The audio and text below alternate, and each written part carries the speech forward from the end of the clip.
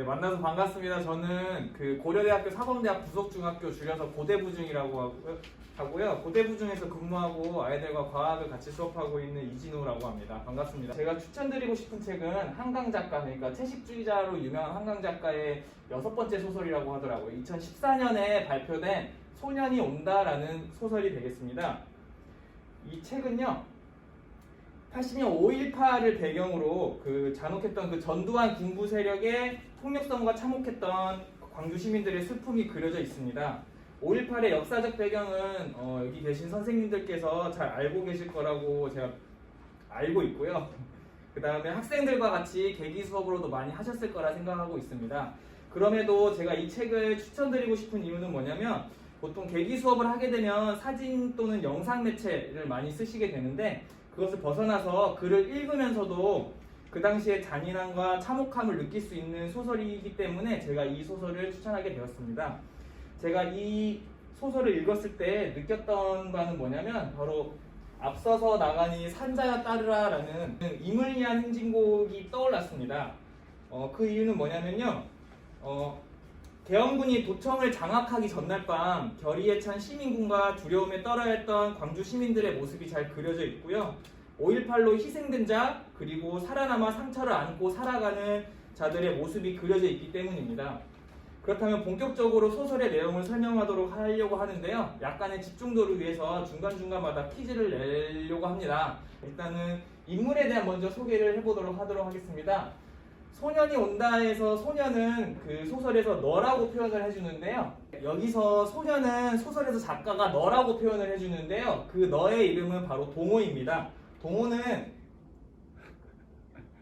16살 중3으로 나오고요.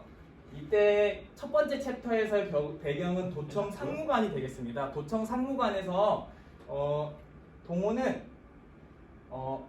정대라고 하는 친구를 찾으러 도청 상무관에 오게 되는데, 이 도청 상무관에는 이제 계엄군의 발포로 인해서 죽어갔던 시민들의 시신을 모아두는 곳이 되겠습니다. 거기서 혹시 정대가 있는지 찾으러 들어오게 되는데요. 이때 형과 누나들을 만나면서 이 시신을 수습하는 일들을 도우게 됩니다. 하얀 천을 씌우게 되고요. 그 다음에 시체 냄새를 없애기 위해서 초를 불태우게 됩니다. 초를 태우게 되는데요. 이때 동호의 기억 중에서 외할머니의 인종이 있습니다. 외할머니가 돌아가실 때 동호의 입장에서는 어린 새가 갑자기 하늘로 날아가는 걸, 할머니의 입에서 어린 새가 날아가는 것을 목격을 하게 되는데, 이 시신들을 수습을 하면서 빠져나가는 것들이 똑같이 어린 새처럼 보인다고 해서 이 챕터의 이름이 어린 새가 되겠습니다. 네, 말씀드렸다시피 동호는 정대를 찾으러 도청 상무관에 들어가게 됐고요. 그래서 쭉 읽다 보면은 정대를 결국에는 찾지를 못해요. 왜냐면은 죽었기 때문이죠. 그래서 동호를 구하지 못한 죄책감 때문에 도청 상무관에 계속 남아서 최후까지 남게 돼서 결국에는 사망에 이르는 내용으로 설정이 되고 있습니다. 그 다음에 정대라는 인물이 나오게 되는데요. 정대는 똑같이 동호랑 16살 중3 학생으로 나오고요. 동호보다 키가 작다고 나와 있습니다. 그래서 동호도 어리지만 더 어린 모습으로 그려지고 있고요. 이때 정미 누나가 등장합니다. 그러니까 정대의 누나가 정미 누나인데요. 결국에는 5월 18일 당시에 정미 누나가 도청에서 이제 집에 들어오지 못하고 정대는 정미 누나를 찾으러, 그 다음에 동호는 정대랑 같이 정미 누나를 찾으러 가게 되는데, 이때 문제가 하나 있습니다. 1980년 5월 18일이 소설 속에서는 직접 언급되지 않고요. 요일로 나오는데요. 이때 요일이 언젠지 혹시 기억나시나요? 네, 저도 찾아봤는데 일요일이더라고요. 일요일, 소설 속에서는 일요일로 아마 표현이 되고 있고요. 그 다음에 정대는 이날 똑같이 이제 도청에서 그러니까 계엄군의 발포로 인해서 숨을 거두게 되고요. 그래서 2장의 챕터의 내용은 검은 숨이라는 내용이 되겠습니다. 그래서 트럭 존조등, 그 다음에 소규통과 불꽃이라는 단어가 등장함으로써 즉 시체들을 갖다 버리기 위해서 트럭에 싣고 나서 어디 외딴 곳에 버려지게 되고요. 그리고 나중에 와서는 이제 트럭 전조등 불빛으로 인해서 깜빡깜빡이는 어떤 묘사가 설명이 되고 나중에는 그 시체들의 군인들이 와서 석유통을 들이붓습니다. 그리고 거기에 불을 붙이게 되면서 불꽃이 일으면서 검은 연기가 일어났다고 표현을 하거든요. 그래서 아마 이 챕터의 제목이 검은 숨이지 않을까라는 생각이 들어서 이렇게 써봤습니다. 자, 다음에는 이제 살아남은 자의 어떤 상처를 그리는 인물들이 그려지는데요. 첫 번째로는 은숙 누나가 있습니다. 은숙 누나는 1980년 당시에는 수피하여고 3학년생으로 그려져 있고요.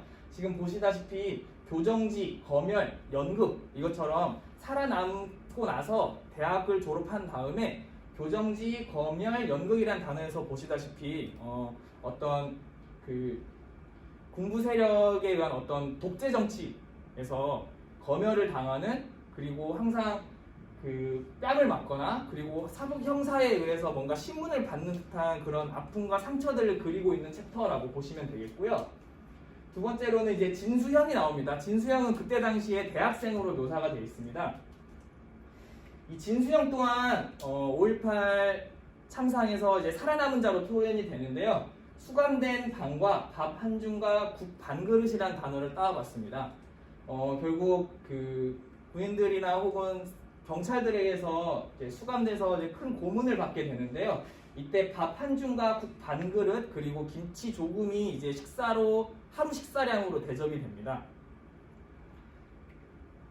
그런데 더 비참한 건 뭐냐면요. 2인 1조가 된 상태에서 저것을 나눠 먹게 되는 거예요. 그러니까 두 명이서 밥 한 줌과 그 국 반 그릇, 김치 조금을 가지고 서로 나눠 먹게 되는 거고요. 그러니까 서로를 헐뜯게 되고 서로를 죽이려고 하는 어떤 그런 장면들도 묘사가 됩니다. 그래서 이 장의 이 챕터의 소제목은 새와 피가 되겠습니다.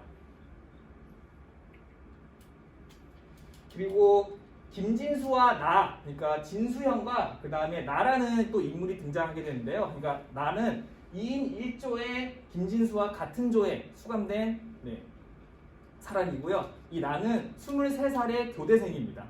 23살의 교대생으로서 김진수가 그때 20살로 그려지는데요. 같이 도청에서 시민군에 대한 어떤 저항을 같이 겪게 되면서, 그리고 수감되면서 같은 생활을 하게 되면서 이 친구들끼리 서로의 어떤 그 상처를 보듬어 주는데, 꼭 기억을 해주세요. 영재라는 인물이 등장을 합니다. 이 영재라는 인물이 왜 중요한지에 대해서는 나중에 그 제가 인상 깊었던 문장을 소개하면서 말씀을 드리도록 할게요. 자, 다음은 선주 누나가 나옵니다. 선주 누나는 이때 당시에 미싱사로 일을 하고 있습니다. 미싱사로 일을 하고 있고요. 이제 5.18이 지나고 난 뒤에 증언자 녹취록이란 단어들이 이게 등장을 하게 되는데, 이 증언자 녹취록이라는 거는 이제 선주 누나는 이제 5.18 이후에 어떤 시민단체에서 일을 하게 됩니다. 시민단체에서 일을 하다가 결국에는 5.18 그 서슬퍼런이 참혹한 당시에 살아남은 자이기 때문에 증언이 필요하다, 혹은 녹취를 해달라라는 어떤 부탁을 받으면서 이제 그때의 상황들을 이제 떠올리게 됩니다.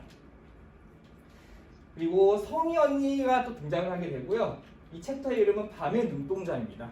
밤의 눈동자라는 거는 이제 달로 표현이 되거든요. 그러니까 밤에 이제 여공들, 그리고 그러니까 뭐 더 정확히 얘기하면은 이제 그 노동 탄압을 받았던 어떤 근로자들, 노동자들이 야학 그리고 노동법을 공부하기 위해서 밤까지 이렇게 공부를 하는 과정에 대해서 표현을 하고 있어서 아마 밤의 눈동자가 아닌가 싶습니다. 그래서 계엄 해제라는 말도 등장을 하고요. 노동 상권을 보장하다라는 단어들도 등장을 하는 걸 보면요. 5.18에 대한 그 참상 이외에도 그 후에 계속 벌어지고 있었던 어떤 노동의 비참한 현실들까지 같이 보여줄 수 있는 챕터라고 보시면 되겠습니다. 그래서 인물에 대한 설명을 이제 마쳤고요. 이제부터는 제가 소개해드릴 게 뭐냐면 각 챕터마다 제가 인상 깊었던 문장들을 한번 소개를 해드릴까 합니다. 이걸 보시면은 5.18에 대한 참상을 글로써도 우리가 느낄 수 있는 계기가 되지 않을까 싶습니다. 마지막 하나가 남았네요. 자, 마지막 챕터에는 이제 엄마가 나오는데요. 바로 동호의 엄마입니다. 동호의 엄마는 동호를 그렇게 도청으로 보내고 다시 찾지 못한 죄책감에 많이 시달리게 되면서 이런 말들이 나오게 돼요. 자, 읽어드릴게요. 자, 우리 막내 아들을 만나봐야겠다고 사정함께 어리디 어린 그 시민군들은 파랗게 얼굴이 굳어갖고 안 된다고, 아무도 들여보내면 안 된다고 딱 잘라 말하더라. 금방 계엄군이 탱크를 몰고 들어온다고, 위험하게 얼른 집으로 가고만 하더라. 해가지고 시민군들이 절대 들어오시면 안 됩니다 라고 해서 동호를 찾지 못하고 그날 밤 다시 울면서 집으로 돌아오게 되거든요. 그리고 동호를 잃어버리게 됩니다. 그리고 잃어버리고 난 뒤에는 이런 생각으로 이제 글이 맞춰지는데요. 엄마 저쪽으로 가, 이건 동호가 얘기하는 거겠죠. 기왕이면 햇빛 있는 대로, 못 이기는 척 나는 한없이 네 손에 끌려 걸어갔지. 엄마 저기 밝은 데는 꽃도 많이 폈네. 왜 깜깜한 데로 가? 저쪽으로 가. 꽃핀 쪽으로. 라고 해서 이 엄마의 슬픔까지 담고 있는 소설의 내용이라고 보시면 되겠고요. 그러면은 이제 어린 새부터 제가 인상 깊었던 문장들을 먼저 설명을 해드리도록 할게요. 자, 같이 한번 제가 읽어드리도록 하겠습니다. 그 과정에서 네가 이해할 수 없었던 한 가지 일은 입관을 마친 뒤 약식으로 치르는 짧은 추도식에서 유족들이 애국가를 부른다는 것이었다. 이게 동호의 입장에서 소술되어 있는데요. 관 위에 태극기를 반드시 펴고 칭칭끈으로 묶어놓은 것도 이상했다. 군인들이 죽인 사람들에게 왜 애국가를 불러주는 걸까? 왜 태극기로 관을 감싸는 걸까? 마치 나라가 그들을 죽인 게 아니라는 듯이. 그래서 동호의 어린 입장에서 봤을 때는 군인들은 우리나라를 지켜주는 사람인 거잖아요. 우리나라 군인들이 시민들을 죽였는데 왜 태극기로 감싸고 왜 애국가를 불러주는 것일까? 라는 관점에서 서술되어 있어서 제가 인상이 깊어서 이야기를 해보게 됐고요. 다음 두 번째 내용은 무명천을 걷기 전에 너는 눈을 감지 않는다. 피가 비칠 때까지 입술 안쪽을 악물며 천을 걷는다.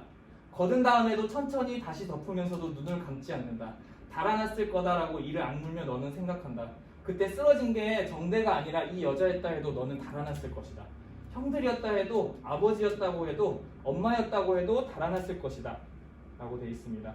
그러니까 동호는 16살 중3 학생이잖아요. 어린애가 친한 친구 앞에서 죽는 모습을 보고 그 괴로움에 이제 큰 충격에 휩쓰인 상태가 되는 건데, 이거는 비단 성인인 우리도 앞에서 사람이 죽는다면 마찬가지로 두렵고 도망가고 싶을 거예요. 근데 그렇게 보면은 도청을 사수한 시민군의 용기가 얼마나 대단했을지도 생각해보는 글귀라서 제가 한번 따봤습니다. 그다음 검은숨이 되겠습니다. 검은숨은 정대의 죽음에 대해서 설명하고 있는 챕터가 되는데요. 리어카에 실려 행렬을 앞서가던 역전에서 총을 맞았다던 두 아저씨의 몸은 어떻게 됐을까? 끄덕끄덕 허공에서 흔들리던 벗은 발들은 어떻게 됐을까? 그 모습을 본 순간 너는 소스라쳤는데 세차게 눈꺼풀이 깜빡이고 속눈썹이 떨렸는데 그때 난 네 손을 붙잡았는데 우리 군대가 총을 쐈어. 그러니까 그때 당시에 광주 시민들의 모습은 생각은 그랬을 거예요. 우리 군대라는 표현을 썼을 거예요. 우리 군대가 본인들, 자기 가족들에게 총을 쐈다.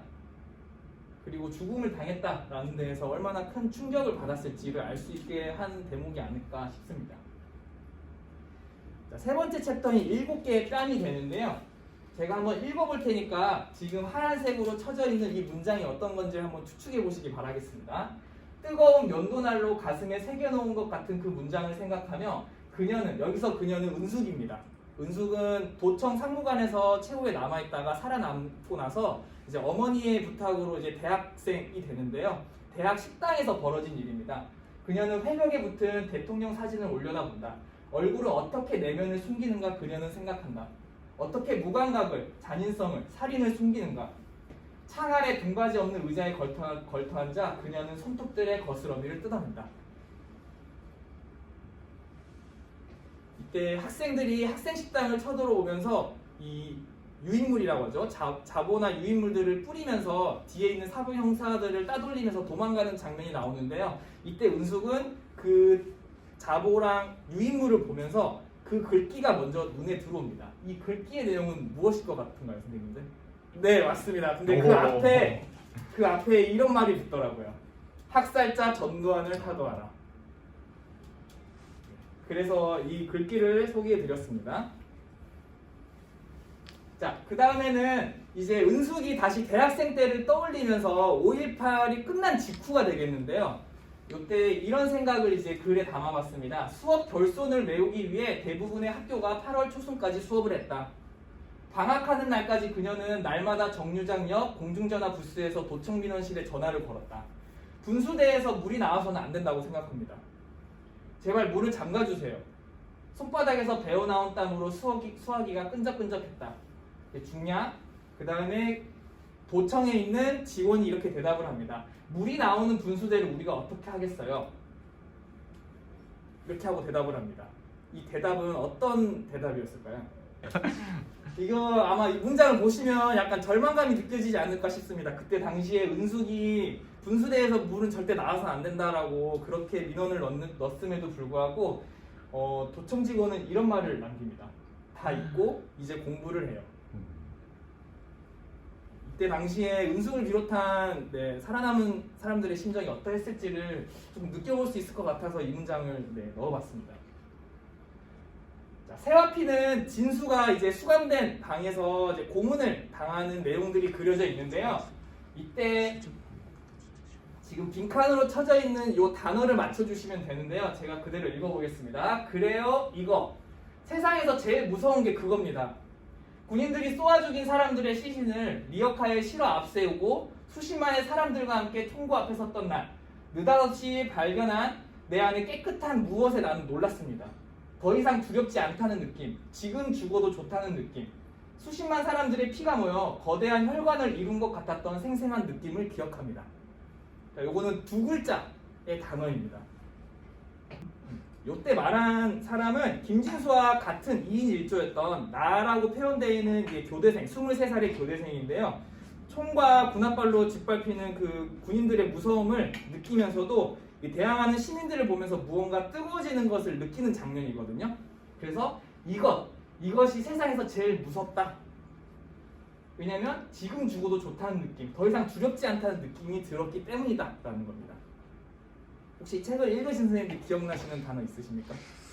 양심입니다. 그래요, 양심 하고 읽으면은 느낌이 오시죠? 네. 그다음에 또 소개해드린 문장을 제가 먼저 읽어드릴게요. 자, 참을 만큼 참았어. 그래, 네가 다 처먹으면 나 어쩌란 말이야. 아까 말씀드렸죠. 2인 1조로 밥 한 줌과 국 반 그릇, 김치 조각 가지고 두 명이서 나눠 먹어야 되는 상황입니다. 서로 굶어 죽기 딱 좋은 조건이죠. 으르렁거리는 그들 사이로 몸을 밀어넣으며 한 남자애가 더듬더듬 말했습니다. 그러지 마요. 좀처럼 입을 떼지 않는 늘 주눅든 듯한 조용한 아이였기에 나는 놀랐습니다. 우리는 죽을 각오를 했었잖아요. 김진수의 공허한 눈이 내 눈과 마주친 것을 그때였습니다. 순간 깨달았습니다. 그들이 원한 게 무엇이었는지. 자, 이 얘기를 한 아이의 이름이 무엇이었는지 혹시 기억나세요? 제가 인물 소개할 때 말씀드렸던 네, 맞습니다. 영까지 맞습니다. 영태? 영재입니다. 영재. 네, 영재라는 어린아이가 이런 말을 했다라고 해서 정말 제가 인상이 깊었거든요. 그러니까 서로 극한 환경에서 이제 서로 결의를 하고 저항했지만 결국에는 수감되면서 인간답지 못한 조건에서 고문을 받으면은 저라도 당연히 동물적인 본능이 나올 것 같습니다. 근데 이러한 싸움과 다툼을 해결한 인물이 이 어린아이의 말에서 나온 우리는 죽을 각오를 했잖아요. 이 문장이 되게 와닿았었거든요. 그래서 요거를 한번 따라봤습니다. 자, 밤의 눈동자 같은 경우에는 이제 그 야학과 노동, 그때 당시에 열악했던 노동 환경에 대해서 이야기한 건데요. 많은 얘기들이 있어서 나중에 뭐 따로 보셔도 상관없긴 하겠지만 저는 이제 5.18 관련돼서 있는 내용만 조금 따봤습니다. 제가 볼게요. 왜 태극기로 시신을 감싸느냐고, 애국가를 왜 부르는 거냐고 동호는 물었다. 은숙이 어떻게 대답했는지 기억나지 않는다. 지금이라면 당신은 어떻게 대답할까? 그러니까 처음에 제가 말씀드렸던 1장에서 동호가 왜 태극기를 감싸는 거야? 왜 애국가를 불러? 라는 그 장면을 은숙이 다시 회상을 하면서 지금 나는 어떻게 대답했을 수 있었을까? 라는 문장이 다시 소개가 되는 거거든요. 그래서 이렇게 대답을 하지 않을까라고 해서 문장이 소개가 됐습니다. 태극기로 고작 그걸로 감싸보려던 거야. 우린 도륙된 고깃 덩어리들이 아니어야 하니까. 그래서 우리는 태극기로 덮었고 애국가를 불렀던 거야. 라고 소개가 돼 있어서 한번 소개를 해드렸습니다.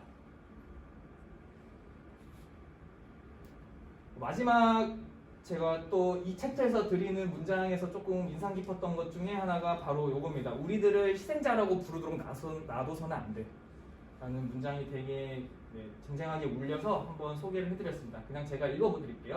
그의 봄과 같은 순간이 다시 닥쳐온다면 비슷한 선택을 하게 될지도 모른다는 것을. 초등학교 때 피구 시합에서 날쌔게 피하기만 하다 결국 혼자 남으면 맞서서 공을 받아야 하는 순간이 왔던 것처럼, 버스에서 터져나오는 여자애들의 쨍쨍한 노래에 이끌려 광장으로, 총을 든 군대가 지키는 광장으로 걸었던 것처럼, 끝까지 남겠다고 가만히 손을 들었던 마지막 밤처럼, 그렇게 우리는 우리를 희생자라고 부르도록 놔둬서는 안 된다 라는 글귀가 되게 마음에 들어서 한번 소개를 해드렸습니다. 자, 마지막에 제가 소개해드린 거는 다시 엄마입니다. 자, 다시 한번 읽어보시면 될 것 같고요. 이 챕터의 이름은 결국에는 꽃핀 쪽으로입니다. 꽃핀 쪽으로 오세요라고 얘기하는 건 엄마가 아니라 동호입니다. 네. 이 세상에 없는 동호가 엄마한테 이야기하는 게 꽃핀 쪽으로 가라라고 이야기하는 게, 제가 보기에는 이제 5.18의 참상으로 인해서 죽은 자도 있고, 그리고 거기서 살아남아서 무기력과 어떤 상처를 안고 가는 사람들이 있잖아요. 그래서 오히려 그때 당시에 희생을 당했던 사람들이 살아남아서 상처로 무기력을 앓는 사람들에게 뭔가 이렇게 보듬어주는 느낌? 그쪽으로 가지 말고 꽃핀 쪽으로 와 라고 이야기를 하거든요. 그래서 이 중간에 어떤 내용이 있냐면은 그렇게 무기력증에 빠져있던 엄마가 결국에는 행동에 나서는 계기가 되는데, 그때가 전두환이 광주에 올 때라고 합니다. 광주에 왔을 때 어머니회에서 일어나서 시위를 하러 가거든요. 그리고 경찰에 붙잡힙니다. 그래서 같이 들어온 청년들 중에 하나가 이런 얘기를 합니다. 엄마들이 무슨 죄가 있다고 여기 들어와요 라고 얘기를 하거든요. 이제 그러면서 동호 엄마도 거기에 이제 어떤 뜨거운 뭔가를 느끼면서 그 경찰서에 있는 전두환의 사진을 깨트려 부숩니다. 네. 그래서 그러한 내용들이 있는 소설이라고 보시면 되고요.